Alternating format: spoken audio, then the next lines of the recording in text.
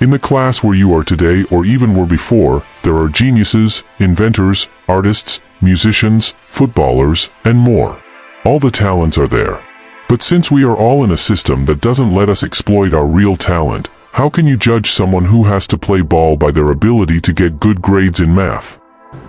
School, university, or simply the educational system has shattered dreams, destroyed talents, and ruined the lives of millions of people worldwide and throughout time, but unfortunately, we don't realize it. In this video, we are going to share with you some very important things that are hidden from us about school and that no one tells us.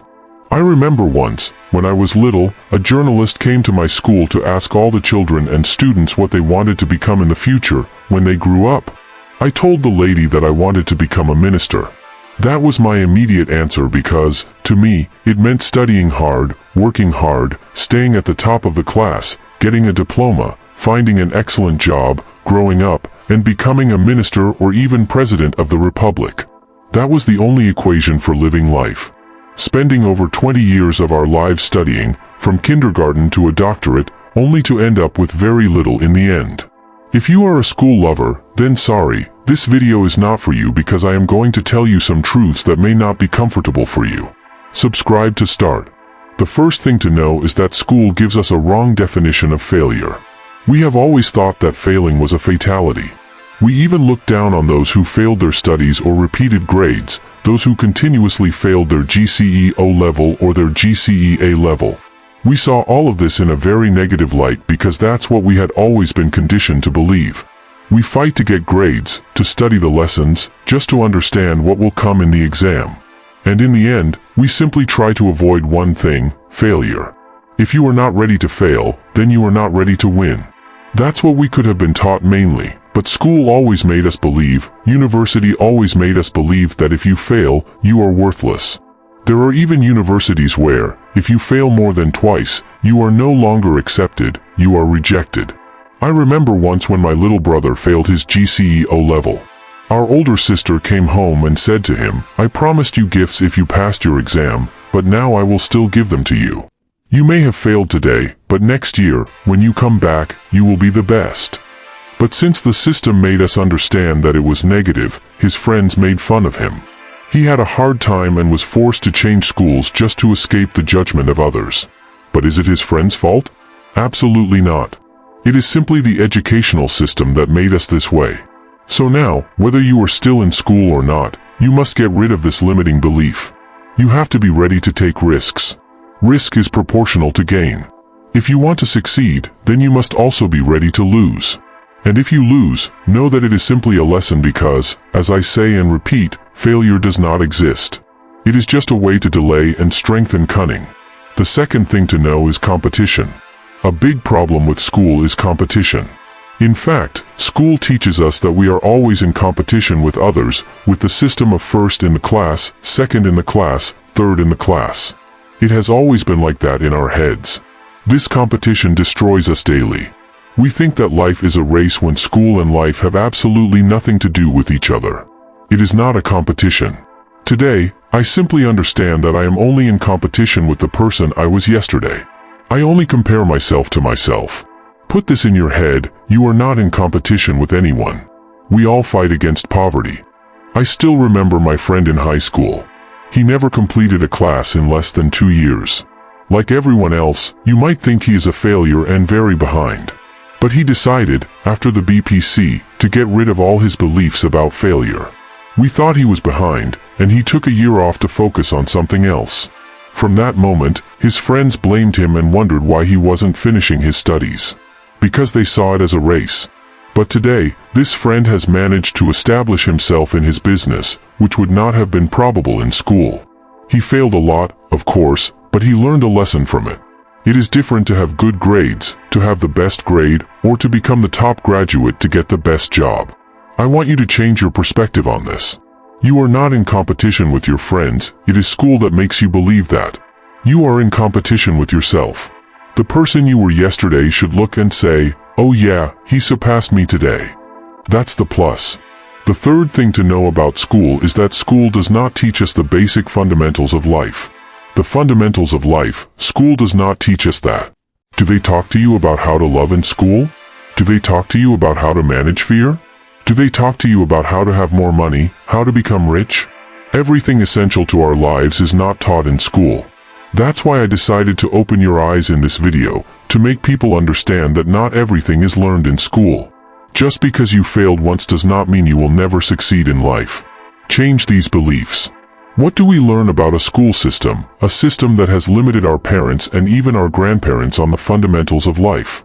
It has drawn a path for us to follow without asking questions. Finish school, get a job, work for someone who decided to undertake, and you just get a salary, while it is not even 100% proportional to what you produced.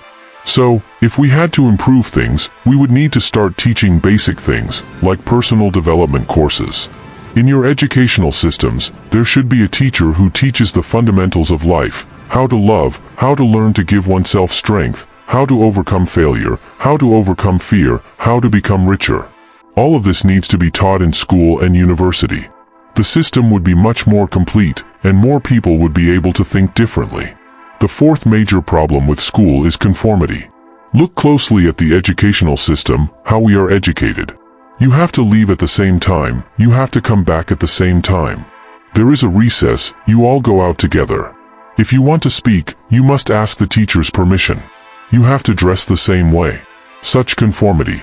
We are taught to shut our brains off from what we call freedom, the freedom to simply be ourselves. And we are forced to follow the crowd. That's why, even when people are 40, 50 years old, since they were educated like this through the system imposed on us, they don't dare to think outside the box.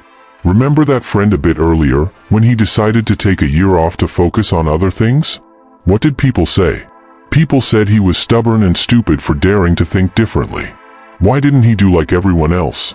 When you dare to be different for once and you manage to achieve what seems impossible in their eyes, those same people who rejected you and called you crazy or stupid will come to ask you for advice, and that's what's great. So, if you are different and have another vision, don't worry, follow your vision. Tell me in the comments if you are different from others or not, because it took someone as crazy as Thomas Edison to invent the light bulb. Bill Gates had to be crazy to invent what we call the Microsoft computer. All these great personalities were called crazy, but today, we all follow their lead. So, if you are crazy, keep being crazy, it's great. The crazy people of the world are the ones who build technology, who fix what we do, and who we follow. If you are conforming, free yourself, my friend. You have to free yourself and think differently. You must not be like everyone else. That's not what we were taught in school. That's why school is killing us. If we need to change the educational system, we must teach it differently. But today, we all benefit from their madness. So, you must accept being different, because if you want to have what no one has ever had, you must dare to do what no one has ever thought of doing. School doesn't let us exploit our potential. That's the fifth big problem.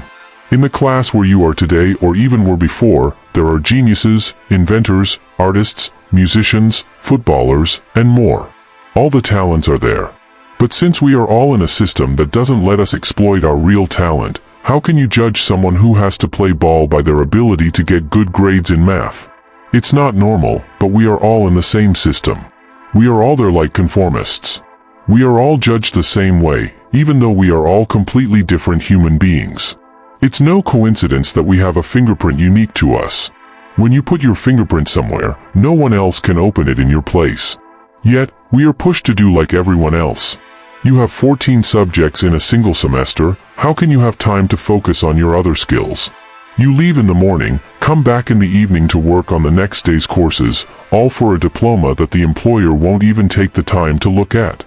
Basically, you don't even have time to discover the real person you are. The sixth thing, school is not an educational system, it's an accumulator system. They give you a lot of subjects in a single semester for you to accumulate all that. We have so many subjects that now, everything we learned when we were in middle school, we hardly remember, except for a few small details. It was simply an accumulation of information, not education. Education is teaching differently. To educate is not synonymous with bombarding you with subjects just so you can't think about anything else. We learn just to pass exams, just to get a good grade on exams. The seventh thing to know about school is this: the top student in school is not the top student in life. I repeat, the top student in school is not necessarily the top student in life. I stopped thinking like this the day I saw the top student from my class back then driving a very nice car, whose business was going great for him, while those who were top in class were still there, broke and had absolutely nothing. I saw top students with their big diplomas plowing the field. They have no job, they have obtained absolutely nothing. Being top in school is good, I have nothing against it, but it doesn't necessarily determine your future. You can be last in your class at school but top in life because your future is not necessarily known on school benches. Everyone is there in the same system, but it's not made for everyone. Maybe the one you criticize today, saying he's bad in class, is actually a great footballer of tomorrow. Maybe he's just not made for school. You just need to understand that we are all different, and putting us all in the same basket doesn't allow discovering everyone's personality. The eighth truth I want you to know is that everyone is a genius. Yes, everyone is a genius.